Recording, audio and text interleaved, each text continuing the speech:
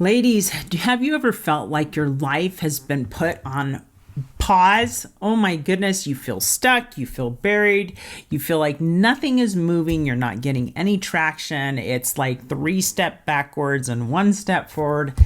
Sometimes you feel like a failure, and that's hard.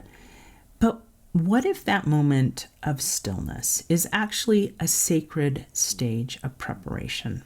In today's episode, we're going to share 3 powerful spiritual analogies that prove that sometimes being stuck is often the very moment before the breakthrough happens. So by the end, you'll know exactly how to cooperate with the stillness. Are you a woman who knows God is calling you to something more, but you're unsure where to start or how to grow it into something impactful? You are not alone, and you're in the right place. Welcome to the Arise Women of God podcast, a show for Christian women who feel called to shine His light and step into their divine purpose. Each week, you'll hear stories of faithful women, both from the Bible and today, who heard God's voice and chose to say yes, even when it felt uncomfortable or uncertain to step with faith into the unknown. You'll walk away with encouragement, spiritual insight, and practical steps to follow those holy promptings in your own life. So let's arise together as women warriors of light. Let's do it God's way, God's strong. Hello and welcome to another episode of the Arise Women of God podcast. I'm your host, Tamara K. Anderson. And ladies, today we're talking all about the pause. And sometimes that is hard because it's not where we want to be. We want to be moving forward. But we're going to share 3 profound insights into this period of waiting. First, we'll reveal why feeling stuck is often a divine intervention and a realignment to God's will. We don't see it that way, but it is sometimes. Second, you'll hear powerful spiritual analogy that proves that your next most beautiful form is quietly forming in the darkness. We'll talk about this as the cocoon stage. Not fun, but finally, you'll learn the crucial lesson of a seed that must quiver before it sprouts. So let's kick it off with the divine intervention. Here, my co-founder, Wendi Christensen, who is a wonderful licensed clinical social worker, shares how using AI and ChatGPT helped her figure out some of the meaning of stuckness. And the answer is pure inspiration. So listen to perhaps why God has slowed you down and see if you can glean anything from this. And it was interesting because it says it's often a divine invitation. Spiritually speaking, stuckness serves a sacred purpose. It slows you down so that you can feel, see, realign with what truly matters. So it gives 5 things: a sacred pause for awareness. Maybe you've been on autopilot and there's something in here to see. So it helps you to go, wait a minute. Maybe you're avoiding something. It's an invitation to heal.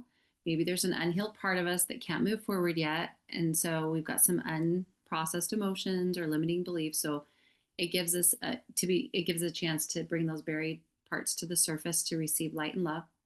It's a realignment and divine will. Sometimes it means the direction you were going no longer matches where your soul or God is guiding you. So that friction, confusion, delay can be a form of divine redirection. It's the Spirit's gentle way of saying, you've gone as far as this path can take you. It's time to listen for a new one. 4, a lesson in trust and surrender. When we can't force progress, we are invited to surrender. Stuckness teaches humility and faith, to trust in timing rather than control outcomes. It refines us in patience, reminding us that divine movement happens even when nothing seems to be moving on the surface. That was beautiful. All right, let's go on to the next one, the cocoon stage, which I know it doesn't sound pretty. I don't know about you, but the transformation from a caterpillar to a beautiful butterfly doesn't sound very fun because their body literally has to break down and rebuild something new.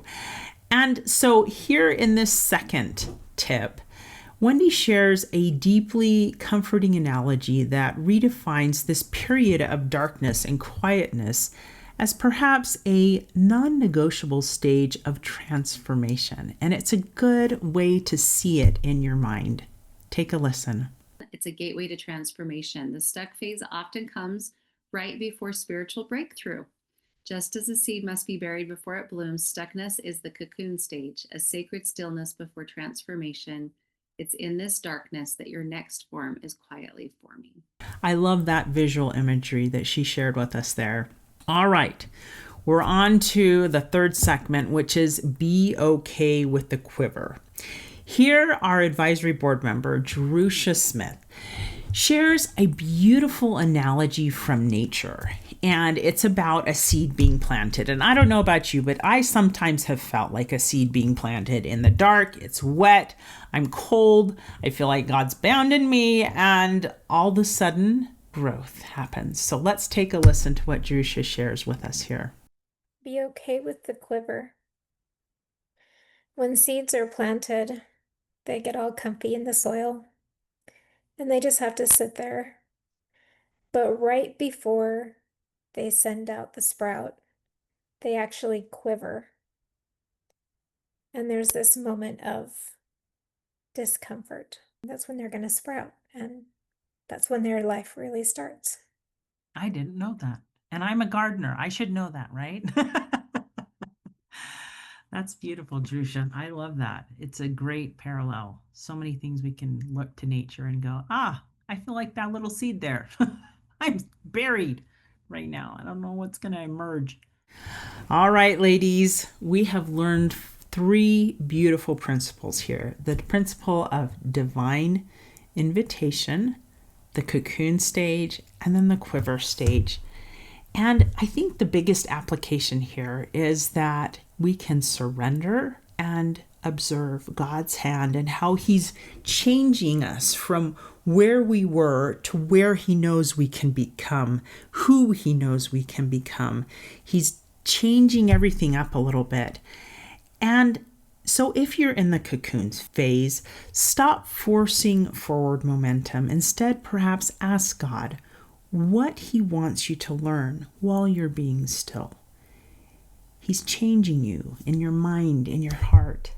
And you can rest in the knowledge that your next most beautiful form is quietly changing in the darkness. Oh, now that we know how to embrace the stillness, the next video I would recommend to you is Pause for Peace, Shod Your Feet with Jesus. This will help you in your battles against the adversary, because often when we start moving forward after change with Jesus, the adversary wants to stop us. So take a listen to that. It's in the link below. Also, we have a free Clarifying My Calling workbook that you can find on our Women Warriors of Light website, and it's available in the description below as well. And this will help you identify how God is guiding you on a new path. So check that out there. And before you go, just remember that whether you feel stuck, whether you feel buried, whether you feel like you are not moving, you're not alone there. God is with you in this moment of stillness. He's with you in the pause. He hasn't forgotten you. He has not abandoned you. He has graven you upon the palms of his hands. He knows where you are. He knows how you're feeling. And he is going to help you through this. So don't give up on him. He surely hasn't given up on you. Thanks for tuning in to the Arise Women of God podcast, brought to you by Women Warriors of Light. If you're feeling unsure how to move forward in your calling, or just tired of doing it alone, visit womenwarriorsoflight.com.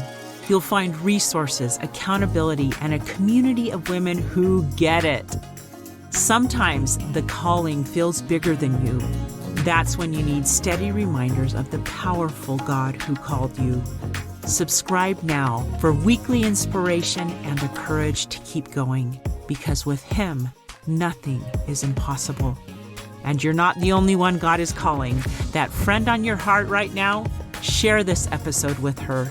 Your small act of obedience could be the breakthrough she's been praying for.